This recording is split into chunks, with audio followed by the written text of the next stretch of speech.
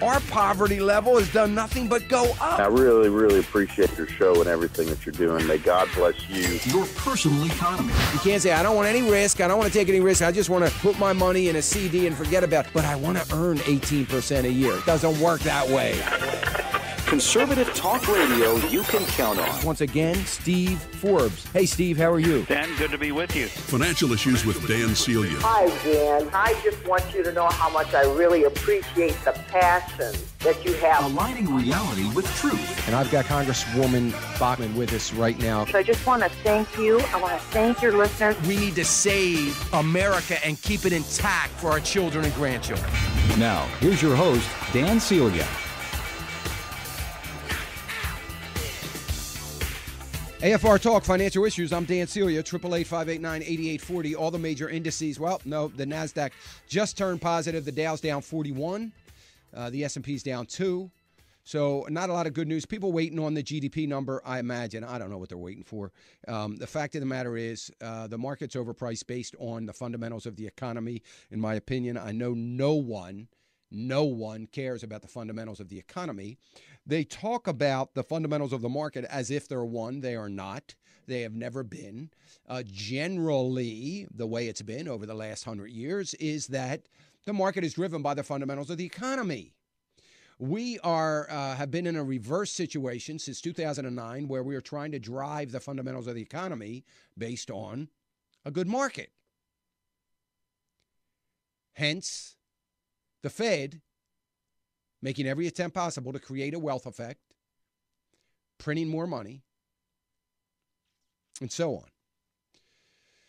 I beat that horse so much, so I'll leave it alone. It's just frustrating every time I think about it. But let me just say this: a number of people, 2 or 3 people, which is a number, which means a lot of people want to hear it. In radio, I think that's supposed to be equivalent to, hundreds of listeners out there want to know the same thing.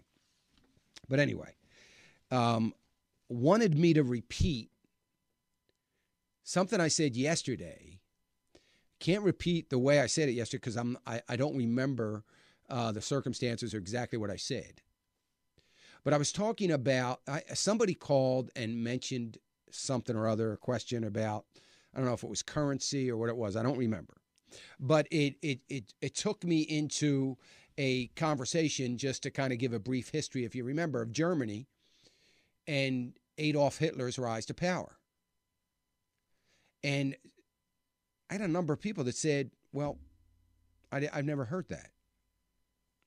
So I'll repeat it because we're looking so much like that. So the scenario is this: World War I. Germany had racked up an enormous amount of debt. Now, some of you remember the pictures and have seen pictures of Germany with people in Germany with wheelbarrows full of cash so that they could go, try to get a little bit of food. That's how bad things got. So because it got that bad, because World War I, they had racked up an enormous amount of debt. And from World War I to World War II, their goal was to, they were trying to pay that debt. They were trying to maintain the service on that debt. Their economy was struggling, not doing well. And they were running the printing presses and justifying the running of the printing presses by revaluing their pegs and revaluing their dollar, their mark over and over again, to where it got to the point where their currency became called into question. Does that sound familiar? Called into question. And what happened was a fellow by the name of J.P. Morgan, who owned the largest bank in the country at the time in America, said to the German government, we're no longer going to lend you any money. We want to get paid back the money that you owe us. And we no longer, here in America, J.P. Morgan, we no longer have any confidence in the currency of the German mark. Almost the day that happened, their currency collapsed. It almost became worthless. It had no shoring up from the American banking system. It had nowhere, it had nobody lending them money like a J.P. Morgan. And it collapsed. During that time, and their economy got very, very bad.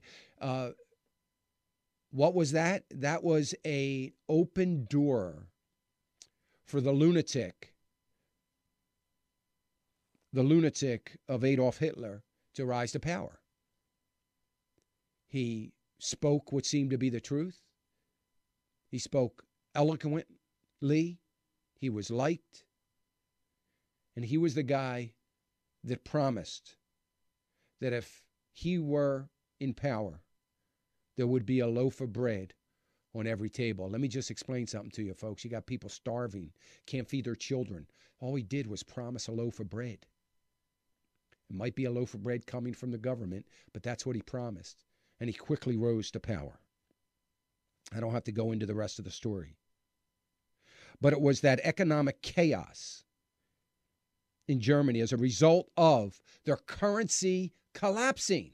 So my question yesterday, I think, is the China, now it's not going to be the Fed. We owe the Fed, technically, you and I, the taxpayer, we owe the Fed a lot more money, 3 times more money than we owe China. I know everybody ignores it. Nobody talks about it. Nobody says, well, China is, we owe China all this money. Everybody forgets the Fed. We owe the Fed an awful lot of money. They're not going to be likely to call in the marker. Fed's not going to say, hey, we want our $3 trillion back or more.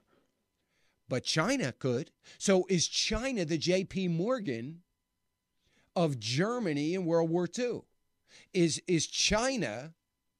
Can China win a war against America, collapse our economy without firing a shot? Yes, they can. And if China does it, where does that leave Japan? Or do China and Japan get together and try to do it at the same time? Because if China does it, the dollar is going to collapse, and that's going to ruin Japan's opportunity to do it. And we could see the Japanese government collapse as a result of that as well. Now, there's also been some news today about the first shot fired in the currency war. Well, I didn't buy into the story today because I believe the first shot fired in the currency war was probably about a year ago.